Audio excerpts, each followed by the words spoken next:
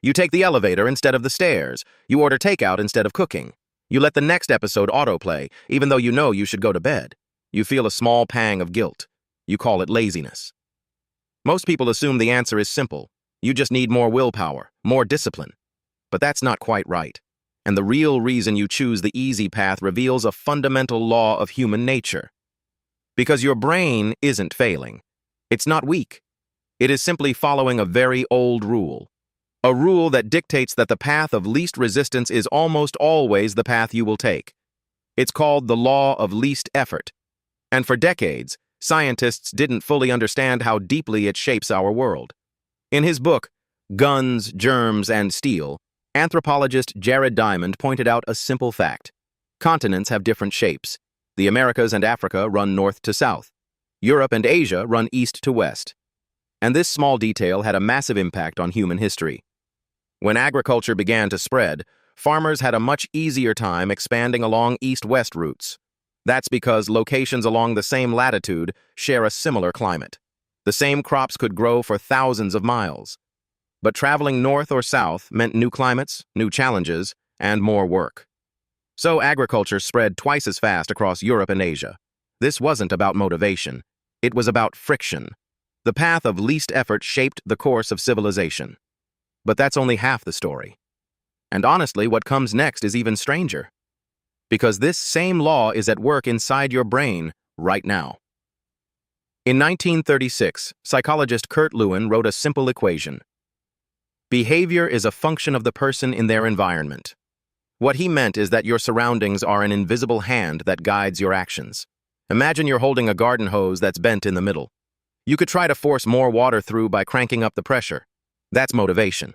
Or you could simply unkink the hose. That's reducing friction. Your brain is always trying to unkink the hose. And this isn't just a theory. In the 1970s, Dutch researchers studied energy use in a suburb near Amsterdam. They found some homes used 30% less energy than their neighbors, even though the houses were the same size. The only difference? The location of the electrical meter. When the meter was in the main hallway, where it was easy to see, people used less power. When it was hidden in the basement, they used more. Nobody told them to change. The environment made the better choice the easier choice. But there's another layer to this. And it might be the strangest part of all. Because this law is now being used to engineer your life. Successful companies are masters at removing friction. Meal delivery apps reduce the friction of shopping. Streaming services reduce the friction of finding entertainment. They autoplay the next episode because it requires more effort to stop than to keep watching. Your desire for convenience is a product they sell back to you. They are designing a world that makes their desired behavior the path of least resistance for you. Every time you scroll or click or binge watch, you are following a path that was paved for you. Which raises an uncomfortable question. Are you the architect of your own life? Or are you simply walking down the easiest path available? So here's what's really happening when you feel lazy. Your brain isn't broken. It's following the law of least effort, a survival strategy hardwired by evolution. It's a law so powerful it shaped the spread of civilization across entire continents. Your environment is creating invisible friction, guiding you toward the most convenient options. And the most addictive modern habits aren't built on making you want them more, but on making them incredibly easy to start. It wasn't one thing. It was everything, all at once.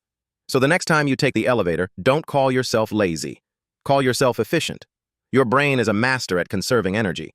The question isn't how to overcome this instinct. The question is how to use it. Stop trying to find more motivation. Start designing a life with less friction. Because self-control isn't a superpower. It's the simple result of a world where the best choice is also the easiest one.